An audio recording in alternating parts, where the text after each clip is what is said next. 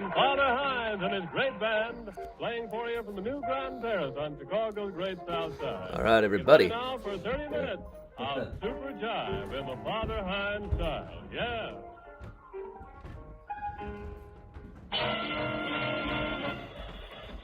Hey, everybody. Welcome along. What could this be? Started a minute or so early. The Limehouse Blues. There we are. See, Miles is currently perched over on the wooden cabinet. Ronnie has rigged up this automatic laser pointer thing. Miles, where is it? Look. It's on the floor over there. He's making like danger chirps out of the lot.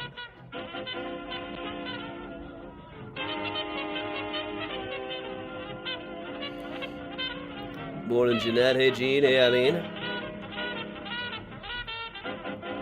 Hey, Timothy. Mary. Hey, how you doing? Hey, Keely. Welcome along, Chris and Julius.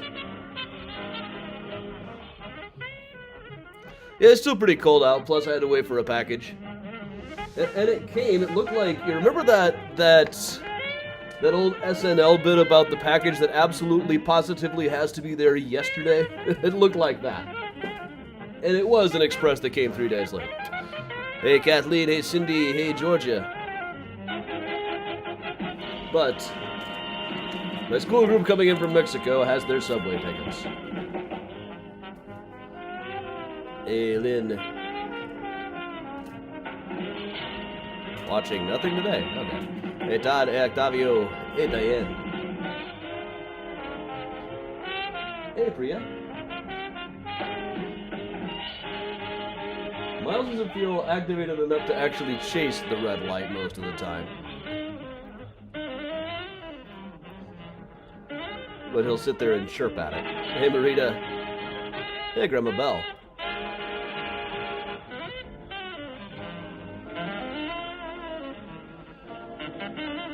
Yeah, Ronnie got me this week and rig it up to try to distract Miles. When I try to work on the desk, he is all over it.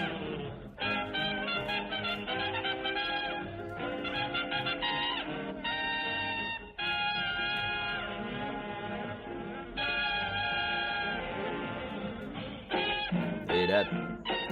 Hey, Katie. That's what you call a power. Hey, Gwendolyn, we'll give it just another minute or so for everybody to get online. I'm going to show a cool slideshow today. Presents Leroy Harris to sing Teacher's Pet.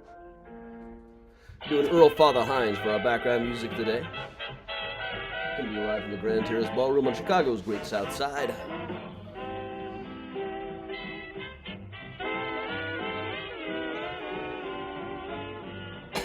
What if I speed this thing up? There's another setting. Yeah, there we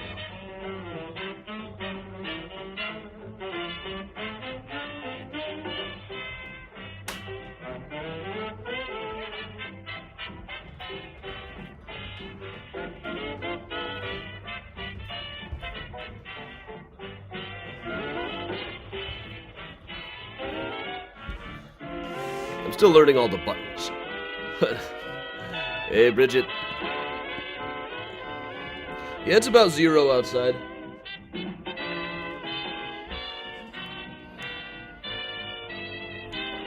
I gotta go get a haircut later. And tonight, Layla is speaking at Chicago for Chicagoans. She's gonna be talking about Bathhouse John. If you tune into next week's virtual tour, there's gonna be some Bathhouse John content. Hey, John. Hey, Bridget. Happy birthday. Hey, Lisa.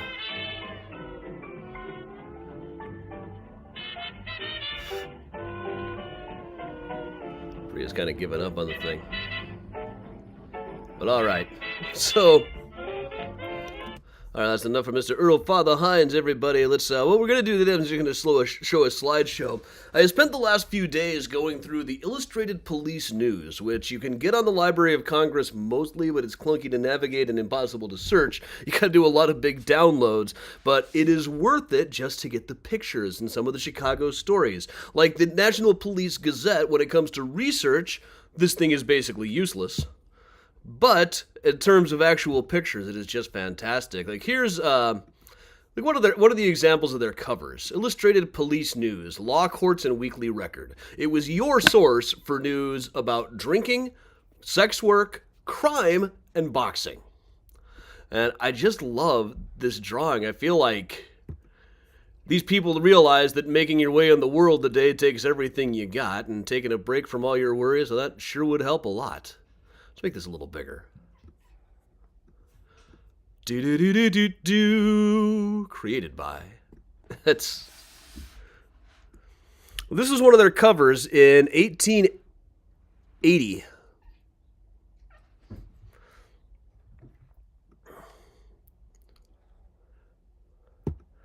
There's another one of their covers. This one shows the kind of escapade they always did. This woman proved that her husband was cheating because he was wearing his girlfriend's stockings. What an illustration.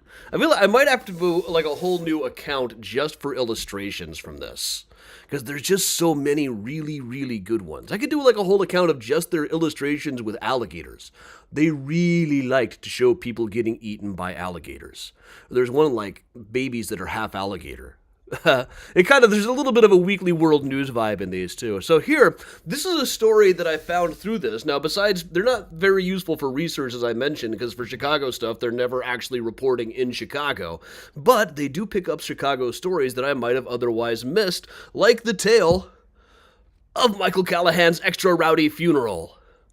Now you see some of these captions and think, oh, I hope that's a Chicago story. In this case, it was. It was a smallpox funeral in Chicago. And it turned out, this is in Evanston. This all went down at Calvary Cemetery. There was a guy named Michael Callahan, but that's not the corpse there. Michael Callahan died from hemorrhagic smallpox, which sounds really, really unpleasant, even as smallpox goes. But after the funeral, they wouldn't let the corpse onto the train because it was smallpox. So instead, his friends, the mourners, all went up to Calvary Cemetery on the train, and while they waited for the coffin to arrive in a private carriage, there was another funeral going on that only had 3 pallbearers. So they asked a guy, hey, can you come join us? And he said, no. So they responded by throwing punches, and pretty soon people had pickaxes and shovels or whatever other weapons they could get a hold of. There was one article that said some of the women found that the coffin had been dropped and left upside down, so they tried to roll it over and the lid came right off. The Chicago Times said it is to the credit of the corpse that it did not get involved in the fighting. So this is 1881 Calvary Cemetery. Because of this will be on Patreon in a couple of months. We'll have the original article here, the illustration. Plus, it's very interesting to look at all the ways this was reported in Chicago and in other cities, so you can piece together where they got their story. And it is clear that they're using multiple sources here. There's only one that I found about them rolling the corpse out of the coffin. And that one doesn't mention Calvary Cemetery, which the Illustrated Police News actually does.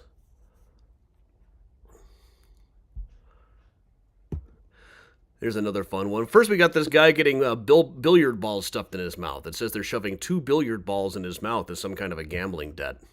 Other guys can fit 3, you know. And over on the right, this was a guy who invited everybody over to watch him die. Similar, it's the kind of thing, there's a whole play, The Death of Edward Lear, where Edward Lear, who wrote the Nonsense Alphabet and various other things, invited people over to watch him die, gave a whole speech. There ended up being plays about it. This guy decided to change his mind and not die. Now, over the last couple of days, we have talked about Ada Roberts, whose son died, and then she shot a guy that she was trying to blackmail into saying was the father while spending her night sneaking into Graceland Cemetery. So there's actually an illustration of that happening. This should not be considered a good illustration. It's just how they imagine it must have looked, because there is nobody on the scene was involved here. This is a New York paper. They were not in Chicago. Later drawings indicate that Mr. Weber did not really look quite like this, but they also did have portraits of all of them that were based on photographs and other shots. So this is the only way, because of this newspaper, we know what some of these people look like. And we're going to be talking about them on the course of upcoming things. Theodore is going to be in the next Graceland Cemetery book, for one thing. We just talked about them on Graceland the other day. Now, next week, a week from Thursday, we are going to be doing a special tour about strange tales from Chicago theatrical history. It is all going to be a benefit. I'm going to be leaning harder on you to donate than I normally do, all for the Snellville Performing Arts Center down in Snellville, Georgia. This is a community theater group that my nephew is a part of, and they're strapped for cash. We need to all get in and donate. One of the stories in which they had a good illustration here is the time a guy named Mark Gray tried to assassinate Edwin Booth here in Chicago while he was on stage performing at McVickers Theater. So we'll cover all of that, and another great illustration there. The looks on everybody's faces. But there are also things like this. Stories about a feral hog and somebody trying to ride on it. Where do they say this took place? St. Louis. And I particularly like this one. Apparently they set up something kind of like Victorian Tinder so that women could keep track of the traits of people who are out looking for dates. Like George L. down here, mama's boy but can be worked for ice cream. He looks like he's about 12. Henry S.T. will do for a pinch in winter, no good for camp meetings. R.D. up above also looks about 14. No vices, but don't know anything. Cold kisser. Tommy D. seems to be the guy you want to be. Nice, has money, only a little wicked. They possibly want him to be more wicked. But then again, Josiah M., bad breath, lap no good, poor hugger, boycott him. And then over here, Willie B., knock-kneed and cross-eyed, eats onions.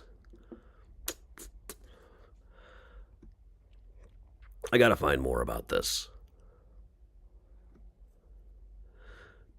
I think, yeah, there's only... Which one's the good one for swiping? Is swipe right the good one? I think about the only one you're really going to swipe right on is Tommy D. Maybe RBH if you're in a pinch. Or Georgie if you want some ice cream. Similar, there's a lot of things about, like, dating shenanigans that come up in this paper. I go over here. This is a Chicago thing. Some lonely gay Lothario, as they call him, put a personal ad up in Chicago, and these two girls replied, just for fun. Look at them with their eyes sparkling with mischief.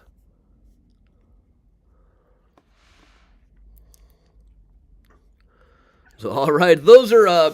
I got enough of these right now that I could do several tours like this. These are all just fantastic. There are literally hundreds and hundreds and hundreds of these to go through. I might have to make a whole new account. So Illustrated Police News is similar to the National Police Gazette, but frankly a little bit better. The illustrations are just generally a little bit better done. There is also the Illustrated New York News, which is never on topic for me, but also has really good pictures, often larger than these.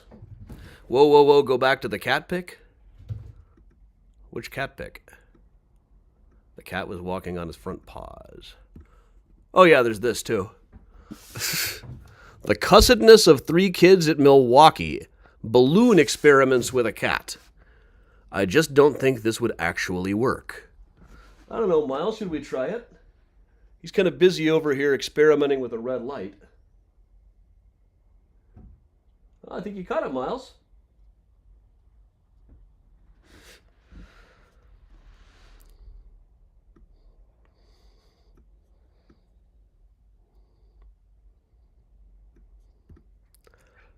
And here's a Boston philosopher's revenge on a piano pounder and soprano screecher.